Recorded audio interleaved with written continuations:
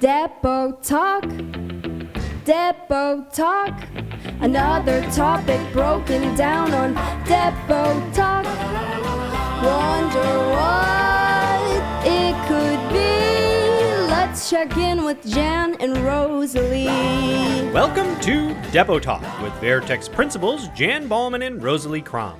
Each episode looks at a deposition or proceeding-related topic of the day through the lens of two industry veterans with over 80 combined years of experience. And now, without further delay, we are on the record. Take it away, Jan and Rosalie. Hello, and welcome back to Depo Talk. I'm Jan Ballman, coming to you from the City of Lakes, Minneapolis, Minnesota.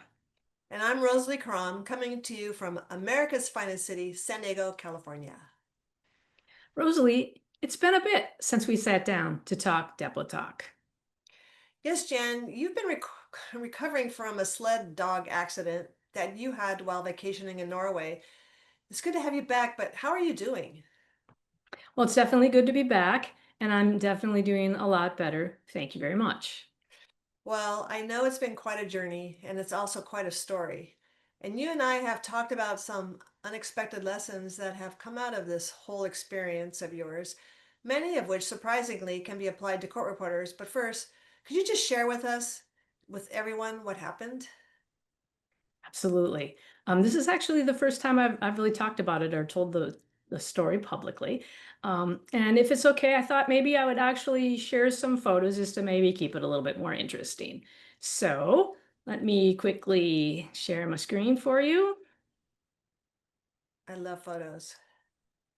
All right. So my best friend and I, pictured here, who is also a court reporter, we like to take an annual vacation together. This year, 2025, we chose to go to Norway in February to do a Chasing the Northern Lights vacation and do all the touristy Nordic things, which me being from Minnesota, I'm very comfortable with cold and snow. My best friend, not so much, but she's a good sport. So off we went. We actually do kind of fancy ourselves as being a bit adventurous, especially, trying things sort of indigenous to the part of the world we're in. But we're also careful. We like to be very smart and safe. So on the last day of our excursions, we had booked a dog sledding adventure. We were using a very reputable travel agency who set this up for us. They made the arrangements, and it was with a very well-known, reputable tourist destination, a dog sledding venue with over 100 sled dogs, which are beautiful. I think you'll agree the dogs are beautiful. We hired a guide to drive our sled. We were actually asked if we wanted to learn to drive the sleds ourselves. And we said, nope, you drive, we ride. We are risk averse. We want this to be very safe and low key. That's pretty much verbatim. So we took off with 5 dogs and 3 of us on the sled. You can see on the right there that there's 2 dogs in front, 1 in the middle and 2 in the back. And then that's the boot of my best friend right there on the bottom of the picture. She was sitting in front of me on this steel sled. The only thing that we had to sit on was a reindeer fur, which is surprisingly actually warm and soft and thick. So, just like you'd see 2 kids on a sled, I was in back, she was in front. We were about 15 minutes into our 2.5-hour excursion. We were going at a very controlled pace, so the dogs were kind of jogging, they weren't running. When all of a sudden, another group of 4 dog sledders heading back to the lodge, we were on our way out. They were coming at full speed, and they just kind of came upon us out of nowhere. And one of the guests driving one of the sleds with 8 dogs. So we had 5 dogs and 3 people on our sled. They had 8 dogs per sled. Well, this particular guest lost control on a patch of ice and started heading right at our sled. So our driver, kind of in a knee-jerk reaction, attempted to prevent or at least mitigate the impact and he stuck his leg out and kind of kicked the other sled away. And I'm sure that did lessen the impact, but ultimately their sled still hit ours. And I got struck in the left arm and leg, and then the back of my friend's head from the force of the collision slammed into my face, causing the back of my head to hit a bar on the sled behind me. So anyway, I felt immediate and excruciating pain in my head, my arm, and my leg.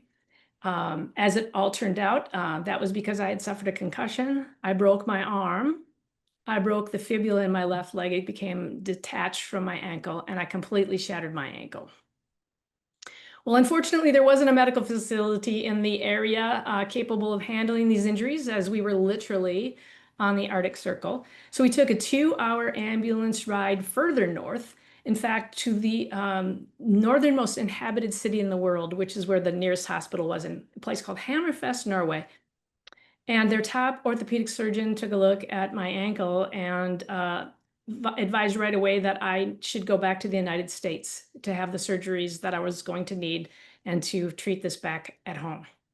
So they stabilized my leg and ankle with what's called an X-fix. And I know as court reporters, we get to see a lot of gross exhibits. This isn't super gross, but anyway, this is my left leg. The top of the picture is my knee, and then at the bottom is my foot. And so this is what's called an X-fix. So basically they just are holding all the bones into place with these screws that go through the parts of your bones that are stable. So with this device, they told me I would not be able to fly commercially and I would need a medical jet to get home. And then I should be going right into surgery. So and it's like, okay, well, wow, this is intense. So immediately my best friend and my husband, who was back here in Minnesota, worked pretty much nonstop for the next 8 days on getting us home. And it was no small feat, maybe for another Depo talk, tons of details. We are good detail people as court reporters, and my friend was an all-star. But in the meantime, I laid flat on my back for 8 days staring at the ceiling because there wasn't even a television in the hospital room. So it felt like a really long go, and I was a long ways from home. But finally, on day 7 in the hospital, these 3 women walk into my hospital room with black bomber jackets. And they looked at me and they said, "Jan, we are here to take you home." These were 3 nurses from the company Latitude Air Ambulance. And they went over all the details of how things were going to proceed. And then they left saying, "We'll see you bright and early." So the next morning, bright and early, they arrived. They came back like they said they would, and they packed me into that yellow portable mobility bag there that people can grab and throw up into a jet. They put me on a stretcher, and they loaded me into the jet. Now, this is kind of a close-up, so you can see my head's at the right side of the picture. It's 5 below temperature. We're out on the Arctic Circle on their tiny tarmac. Everything's ice covered, and you can kind of pull out a little bit. You can see this little tiny jet, which is full of ice that needed to be de-iced, and they're hoisting me into the jet. So it was really small. It was so small we couldn't even bring our suitcases. They had to be shipped back to the United States, which was a whole nother ordeal. Cost $500 per bag. It was insane. And then this last slide, this basically shows my vantage point from my gurney inside the plane. Literally, if I reached over my shoulder with my right arm, I could almost touch the pilot. That's how small this jet was.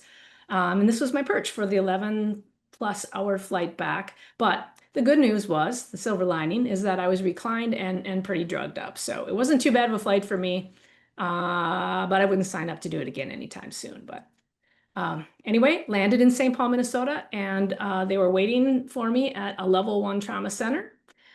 Their top surgeon did the surgery on me right away. This is my new best friend, Dr. Peter Cole, the magic man who needed a couple more surgeries over 5 weeks to put Humpty Dumpty back together again. But he did an amazing job, and I'm really grateful for his expertise in putting back an ankle that in Norway they said they'd never seen before. So I'm grateful for the medical facilities we have here in the United States.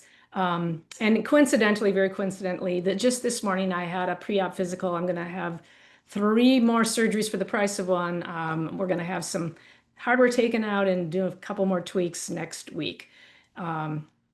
So it took 6 months to go from total non-weight bearing. So basically I was in a wheelchair for a couple months. Then I was able to proceed to a scooter. This is me with my grandson, Teddy. Then I was able to go from a scooter to a walker. This is me taking a little stroll this spring after I was weight bearing. I have the boot on the left leg there, and that's my mom and dad taking a walk with me. They live with us. So the neighbors came out and took this picture. They thought it was pretty funny. I told them we might be having a fire sale soon on medical equipment here. From there, though, I went from 2 crutches down to 1 crutch. And now today I'm back to walking unassisted, thanks to, like I said, my great surgeon, Dr. Cole, and a lot of hard work. So, Rosalie, that is my dog sledding saga. Jan, every time I hear this story, I get emotional because I love you so much. And as your friend, I've watched you demonstrate resilience in bouncing back from those injuries. And I know there are other obstacles you've encountered along the way with insurance and such that tested your mettle too. So, I'm going to pull myself together, but I want to know, I'm interested in how we can all learn life lessons from your experience, especially how what you went through relates to court reporting. So, okay. So why don't we use our usual MO of counting backwards and have you give us your top lessons learned from being crashed into by another sled, a dog sled, as a tourist in Norway? Oh, you're sweet, Rosalie. I appreciate your sentiments. It means a lot to me. But this accident did actually have a lot of upside and taught me a lot of life lessons. And I thought it would be fun to share those with our friends. So, as you say, using our usual MO of starting backwards and counting back, let's start with life lesson number 5. Always get the insurance. I think we've all griped from time to time about the rising costs of insurance premiums, and they are rising, and how we pay a lot of money to a lot of different policies throughout the course of our lives that seem unnecessary, maybe even a waste of time and money. But let me ask you this. Which is worse? Paying premiums and never needing a dime of that money, or not having the insurance when you really need it? Well, if I didn't know the answer to that question before, I know it now. Always get the insurance. My friend planned the Norway trip, and you can about imagine how grateful I was to be reminded that we were fully covered for both medical and hospitalization, as well as the medical jet, which I don't have any idea how much it costs to fly that thing home with 2 pilots and a doctor and 2 nurses. But I'm sure it wasn't cheap, so I was glad to have the insurance. And if it to tie that life lesson of always get the insurance into court reporting, Rosalie, I feel like a lot of reporters see kind of software and machine insurance as expensive, maybe even unnecessary, because sure, every month that you go without using it, you save the money on that premium. But someday you are going to need it, I promise you. And then you, like me, will be very grateful you were covered. Jan, you remind me of court reporters thinking about whether they want to buy E&O insurance. It's so rare that anything ever happens that you might need it. Knock on wood, I haven't had an issue, but I've always had that insurance. But I remember I once worked with a reporter who left a deposition and on the way home stopped for, just a couple of groceries at a supermarket and returned to her car only to discover that all of her court reporting gear was stolen. And of course, one could argue, well, you should never leave your gear unattended in your vehicle, but things do happen. And naturally, the attorneys wanted the reporter to pay for the day's deposition to be reconducted.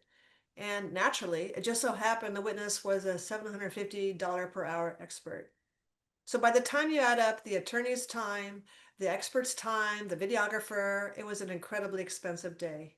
But thank goodness she had that E&O insurance, and the insurance company paid for the whole thing. And I'm also thinking about when reporters ask themselves, should I pay for the CAT software support? Am I going to need it? But I think it is so important, particularly if you're going to have issues in the middle of a deposition and you need things resolved. And court reporters do not have time. They have 0.0 time mess with fixing computers. So Jan, number 5, get the insurance. Absolutely great advice. And okay, what's the next life lesson learned from your dog sledding accident that also has relevance for our court reporting friends? Okay, Rosalie. And I have had a couple of those. I've been privy to a couple of the same instances that you referred to with regard to getting the insurance. The liability piece, as well as a reporter leaving her machine in the car, and not the car, but the machine got stolen. So it's not like these never happen. So I just wanted to throw that in there, that they're not usual, but they're not rare either. They do happen. So get the insurance. And then life lesson number 4 is it will come back. Resilience is real.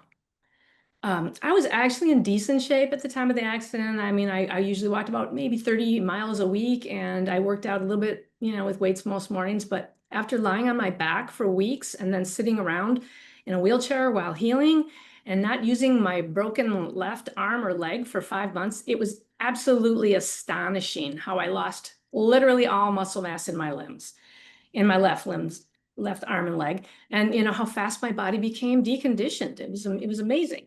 I had to start back from scratch in terms of building my body back. And I will tell you that while it takes time, and even my ankle that was completely destroyed, it healed, because broken bones do heal, and muscles that have wasted away, they will come back with some effort. And now at 7 months post-accident, I'm back to walking all those miles again, and I've built back most of that muscle mass that I had lost from non-use. And so, yeah, life lesson number 4 is it really does come back, but you need to be resilient and work on it. And as that translates over into life as a court reporter, I think about speed and how it takes so much time and effort and discipline to build speed, and how fast it goes away when you stop writing, or you're not writing for a period of time. Or, say you have a medical event like I did, or you just need to step away from reporting or from court reporting school for a time, you lose speed. But you'll take a few steps backwards. But the good news is, understand that when you sit back down and you start working on speed building again, it will come back, because resiliency is real. And you certainly need a lot of it, especially as students who take regular speed tests, and you don't pass them each and every time. I didn't say fail, but you don't pass them each and every time. And that's where resiliency is so important. So hang in there, because we know the speed will come back. And it will also come back if you've had to step away from it for a little bit. You lose a little ground, but it comes back. Wow, Jan. Well, resiliency also applies to the working reporter. It is so critical to have after jobs where you get annihilated with fast talkers or big accents, and you ask yourself, what business do I have being a reporter after the day I've just had? And I know when attorneys ask at the first break, how much time have we been on the record?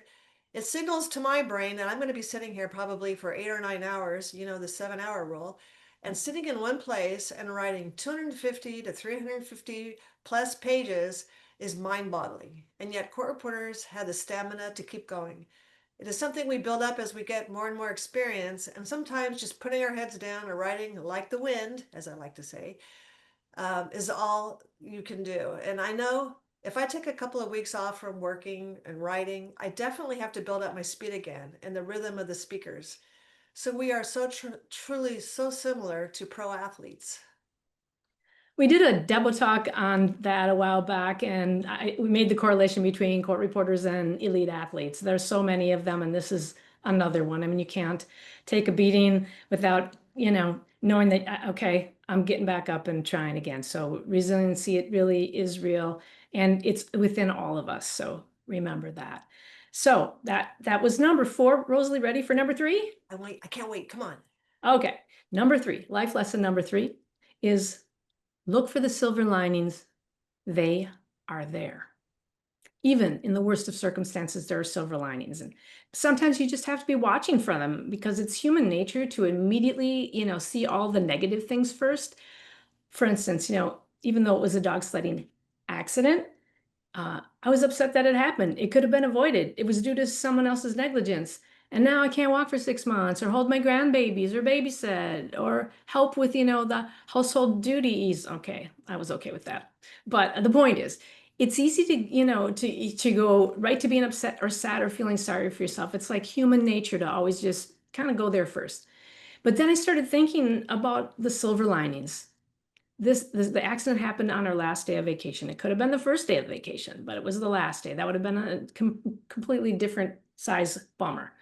Another silver lining was it forced me to hit the pause button on my life to heal. So it was basically an imposed staycation. Certainly wouldn't have ever done that without being injured. I certainly slept more than I have probably in 50 years. People said, gosh, I'm surprised how good you look. I'm like, well, it's because I sleep so much. I mean, you know, sleep is so good for us. I read books. I talked to a lot of friends on the phone. I received a lot of visitors.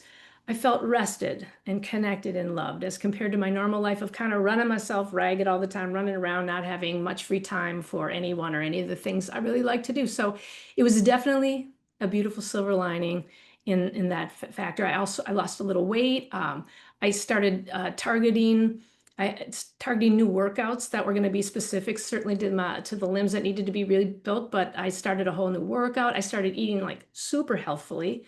I feel like I always ate well, but I mean super healthfully to aid, in a quick healing.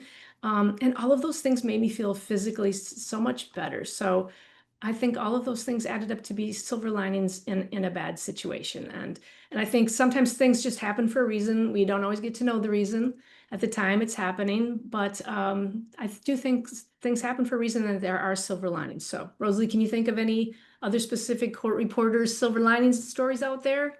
Well, Jan, first I just want to say you are definitely a silver lining kind of gal. If anyone is Miss Jan Ballman.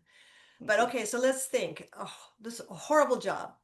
Silver lining, usually after a horrible job, because let's say it's long or it's real time or they want a rough draft right away, there's going to be a big paycheck behind that. So that's one silver lining. And, working a horrible, I'll use that word, horrible job, a lot of times the client is so grateful because you did such a great job and had a great attitude. And maybe it's a super interesting case. So there's that big paycheck. And you might learn something that's interesting.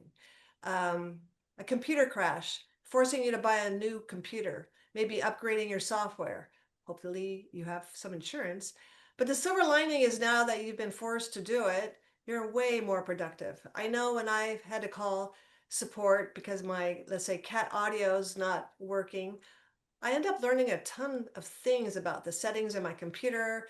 And as a real-time court reporter, I have had horrible days where I think someone is definitely going to report me to the court reporters board. I'm going to lose my license. And anecdotally, I had one case where it was a patent case, and the attorneys had English accents because they were from England. The witness is from Australia, and they had me reading back over and over and over again, and it was all science, and I was reading back phonetically. So I was reading back basically with an English/Australian accent. And everyone in the room was laughing at me because of this read back with an accent. And at lunch, I was crying. I went out of the room. I called my husband. I told him the story. And instead of giving me any sympathy, he says, "You're a professional. Get back in there." And I was kind of mad at him because I was really hoping for some sympathy. But it turned out that I did go back, finish the day, and the attorneys were so impressed with my resilience that they gave me both sides the whole case, and it was a super huge case. Super huge silver lining. That's a great story. Those are great examples. There's a lot of them out there. But again, I think the life lesson is just to look for them. It doesn't come naturally. We tend to see the negative first. But if we look for those silver linings, they are there. So great anecdotes. Rosalie, thank you. Are ready for life lesson number 2? Count. Please. All right, counting them down. Lesson number 2, attitude is really everything. Now, Rosalie, I know that sounds a little cliche, but I've been fascinated by cliches, oddly enough, for a long time, to the point of I'm actually considering writing a book about them, like a cliche a day type format, like a day journal type thing, one a day, because I've noticed that over the course of my many years of life, there is a ton of wisdom packed into those short little sentences. Wisdom that's been born out of the experience of the ages. Over and over again, these are truisms. They're insanely simple but powerful life hacks if you're really paying attention. So think about it, like an apple a day keeps the doctor away. Well, we know more than ever today that what we eat matters. We are what we eat. And if we want to stay healthy, it starts with what we eat. Or how about, no pain, no gain? Every court reporter can relate to this, as well as every athlete, as you alluded to. How about the grass is always greener on the other side? I'll bet you if you ask any job recruiter, they will tell you that almost everybody thinks that the next job is going to be better than the last. It's just the way we are, this situation or this roommate, whatever, it's always going to be better. Sometimes it is, but not always. So I think there's a lot of truth to that. Actions speak louder than words. So true, right? Time heals all wounds. Tell me about it. But probably my very favorite cliche and life hack is really that attitude is everything. Or as my good friend Irv Starkman, some of you may remember Irv, he was a firm owner in Philly. He would say, attitude. Your attitude is everything. And it really is. So question, is that glass half empty or is it half full? Answer, it's whatever you think it is. Like, I was not happy about having my arm and leg broken, my ankle crushed, my face bashed in from a preventable accident. And some days I really had to work on not feeling either really ticked off or really sorry for myself, honestly. But that would get me exactly nowhere except miserable. And at least I realized this. It would have been actually easy to have regular pity parties because I got a lot of sympathy, but I worked very hard on focusing on the silver linings and leaning into them. So I just want to share one particular on-point story here before I pass it over to you and to hear some of your words of wisdom, Rosalie. But this is a co-reporter related story. A very dear co-reporting friend of mine back in 2004 had a terrible automobile accident, and she unfortunately remains paralyzed to this day from the chest down. And we remain friends. And I've just always had tremendous respect for her positive attitude. From almost day one, she had this amazingly positive attitude, which had a big impact on me.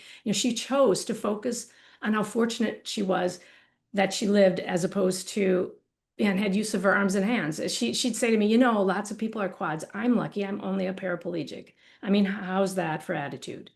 And today, happy story, she remains in the business. She's a proofreader for several of our top co-reporters. So, but when she heard I had this accident, she called me and she said, Jan, I feel so bad for you. I mean, talk about an instant attitude adjustment. You feel bad for me. I mean, I thought to myself, my bones are going to heal, you know? So you just need to have that attitude adjustment and realize that your attitude is everything. And so it's easy to do when you need a quick attitude adjustment. Think of how much worse any situation could have been. I think about that often. I could have died. I could have, it could have been paralyzed. But it could have been worse. It helps create resilience. I think there are tons of parallels to the attitude is everything adage in our profession, where we can choose to see a situation as the glass being half empty, making us upset or sad, or choosing to view the glass as half full, creating an attitude of gratitude, Rosalie. Wow, Jan, it is so true, and I find myself many times saying to myself, attitude is everything, and it's okay to be momentarily frustrated or mad because let's say an attorney wants an expedite that you weren't ready for, or they want to go late. And like you said, that usually means a lot more money. But I've also found that the attorneys are really grateful when I just smile and tell them it's okay. You know, um, I've learned that they so many times are under stress with deadlines, partners, clients breathing down their necks. And if they ask for something unreasonable as far as an expedite time frame, or they want to really go super late, I just say no problem. And maybe I'll try to negotiate timing or the request so it is more reasonable for me, something that I can actually give them in a timely way. But the attorneys inevitably remember you and they respect you for the fact that if you had a good attitude. And the first couple of moments you might be not that happy or frustrated. But the bottom line is, if you remind yourself that attitude is everything, this is a service business, and you say no problem to the attorneys, they're really grateful. And one day I know it's going to return. I promise you it will return to you tenfold. I promise you too. And that really leads beautifully into our my number one life lesson hack, if you will. Are you ready for it, Rosalie? I want to hear it. All right, Rosalie, the top life lesson I feel that coming out of this is sharing something that I knew before this. Kind of like we all knew attitude is everything. I mean, yeah, duh, but do you really think about how it really is everything? Well, this was totally reinforced to me, and that is, and I've seen it over and over. People really are good. People are good. When the chips are down, people will lift you up if you let them. People inherently want to help. And the help can be so wonderful if we allow it. And I know sometimes it can be a little annoying. Sometimes your phone is being blown up with texts and you're not really in the mood, or maybe people bring over food that you can't even eat, or maybe they stop by unexpectedly at inconvenient times. But remember, they're just trying to be helpful. Attitude is everything in terms of how we receive them. When bad things happen, I want to say, I assure you, good people are out there and they want to support you. So learn to let them. It has been a benefit for them. It's a benefit for them, and it's a benefit for you. So you are receiving something from them. They're giving something from you. It's a win-win situation. I took so much solace really in the support and the goodness of so many people who helped me in so many ways. It was just a true blessing. I am reminded when bad things happen that people are good, especially, again, when the chips are down. So, and then as I was just thinking about this and applying it to our life as court reporters, I'm flipping the script here on this one. I want to look at this from the professional lens. And you alluded to this a little bit, Rosalie, just now. There are many days in the life of a court reporter when your day will be flipped upside down, flipped on its head. Often on account of someone else's life emergency, if you will. Somebody needs something. Now we're going to have to stay another couple hours. But what happens there is it gives us the chance to be the good people, to be the person who, as you say, Rosie, said that's okay. I mean, I'm sure they brace themselves for whatever reaction they might get from the reporter, as if they'd seen it before.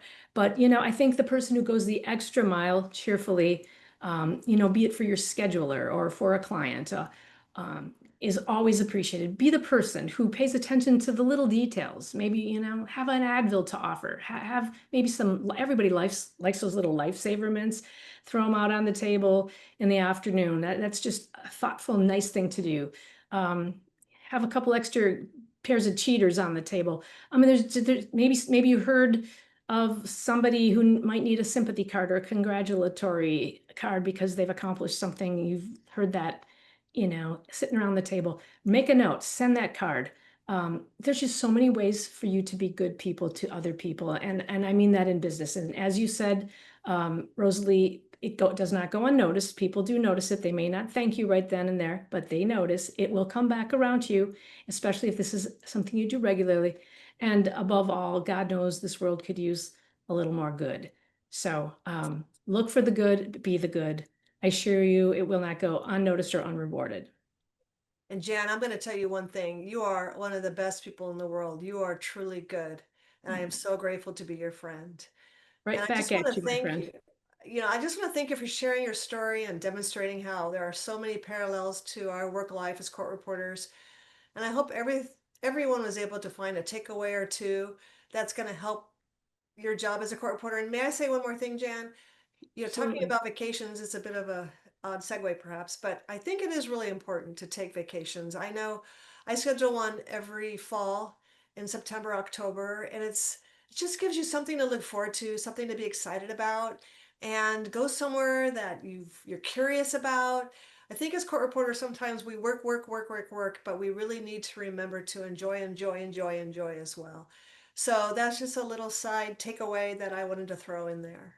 That's a great one. I agree. We do work so hard. It's such a great way to have something to look forward to plan for, to save for, and then to go to, relax, to unplug, to reset, and then come back and then start planning your next one. So that's a great life hack that fit in beautifully, Rosalie. Thank you for sharing that. And thank you for your kind words. They mean a lot. So I think that's going to do it for this edition of Depo Talk. Thanks for joining us, friends. We'll see you next time. Jan, we are off the record.